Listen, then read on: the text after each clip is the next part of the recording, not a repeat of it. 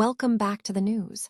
We start today with the NCAA Tournament expansion and what it means for local programs. We look at the history of this massive change and how it directly impacts schools like the University of Dayton and Miami University. Find out what this expansion truly means for the future of college basketball.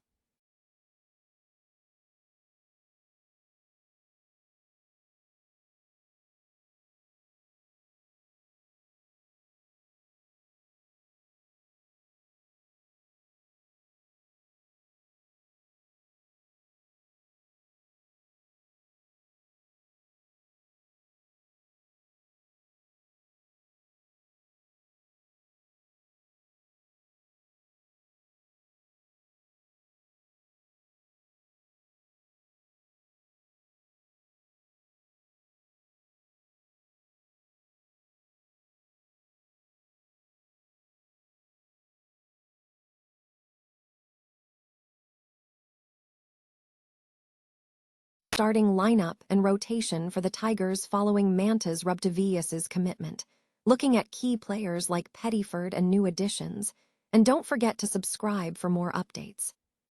The ongoing discussion surrounding NCAA tournament expansion is reshaping the landscape for local college basketball programs, prompting debates over competitive balance and the future of tournament traditions. Decades after initial proposals, the field has seen incremental growth, with plans for a further expansion to 76 teams in men's and women's basketball set for 2027. Historically, expansion has been a contentious topic. In 1987, NCAA Committee Chairman Dick Schultz explored expanding the tournament, with questions raised about whether an expansion to 96 teams would alleviate issues with filling late spots. Schultz ultimately suggested parity would remain difficult to achieve in the final selections. Proponents of expansion argue it is necessary to reward teams from conferences that have grown significantly, citing the emergence of mega-conferences like the Big Ten.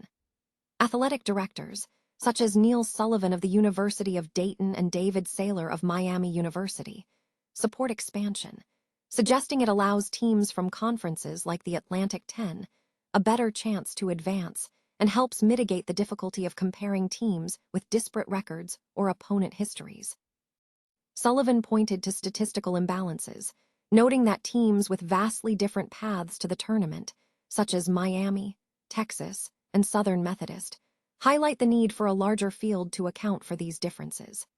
He emphasized that the current system, with only about 18.5% of 365 Division I teams making the field, is fundamentally different from the past.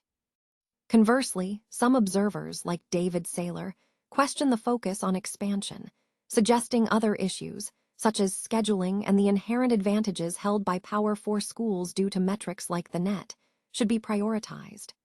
Saylor expressed concern that expansion may only amplify existing systemic advantages. For local programs, the implications are mixed.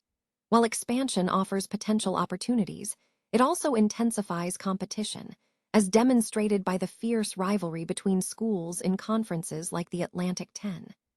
Coaches stress that the regular season remains paramount, arguing that a strong regular season is the best way to drive competitiveness, rather than solely focusing on tournament opportunities. In a positive development for local fan bases and venues, the expansion also brings changes to local tournament traditions. For the University of Dayton, the expansion means the end of the current First Four format, but promises an enhanced event, the bigger hoopla.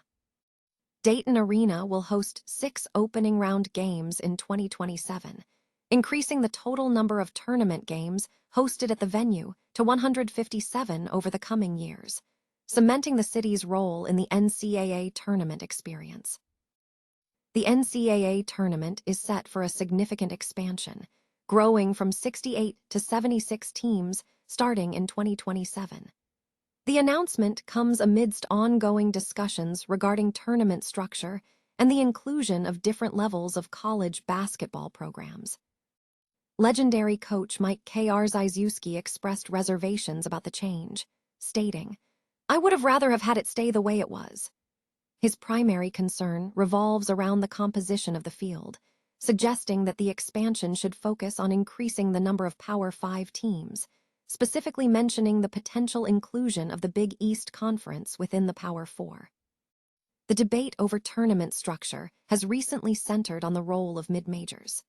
Following the Miami of Ohio Red Hawks' perfect regular season, arguments arose that their inclusion in the at-large bid should have been contingent on winning the Mid-American Conference tournament and securing the automatic bid. This sentiment was amplified after Miami's loss in the MAC tournament, leading former Auburn head coach Bruce Pearl to argue that his son's Tigers deserved a spot over the Red Hawks, a sentiment ultimately validated when Miami secured a bid. Coach K.R. Ziziewski also offered commentary on the play-in games.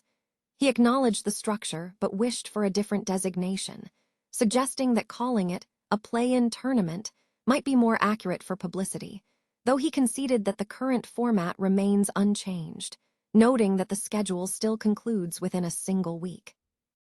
The National Collegiate Athletic Association is facing a significant debate regarding the expansion of its tournament structure, specifically the proposal to increase the number of participating teams from 68 to 76. This potential expansion has ignited a vigorous discussion centered on whether such an increase is genuinely necessary and what its long-term impact will be on the integrity and financial sustainability of the NCAA tournament. Central to the discourse is the examination of the underlying financial motivations driving this proposal. Stakeholders and analysts are scrutinizing whether the impetus for expansion is rooted in a genuine need to enhance the event's reach and revenue, or if it is primarily driven by fiscal considerations.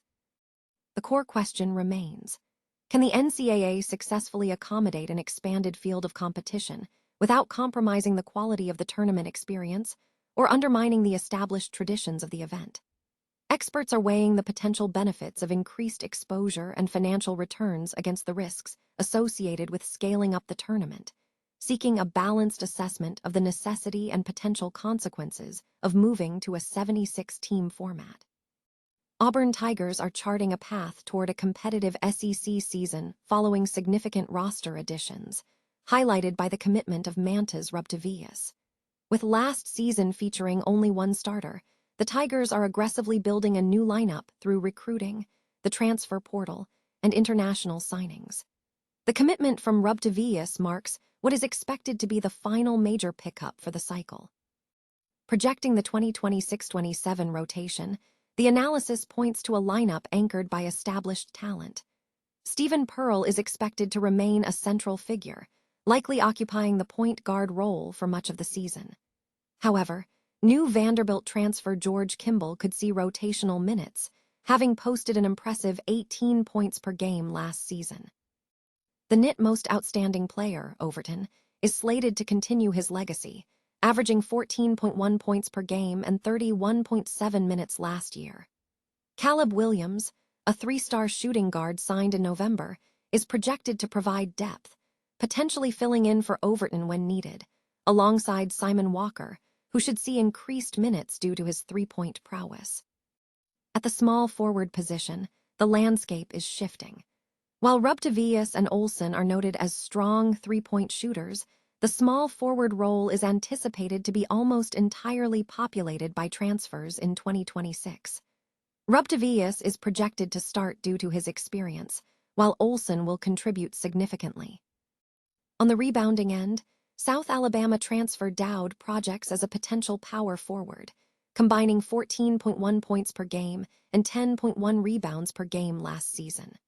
Furthermore, Freeman is expected to provide valuable bench depth, drawing on his Big Ten Freshman of the Year performance while navigating recovery from a finger injury. The overall strategy focuses on integrating new talent to challenge the demanding SEC schedule, aiming for a dynamic rotation built around established performers and emerging contributors.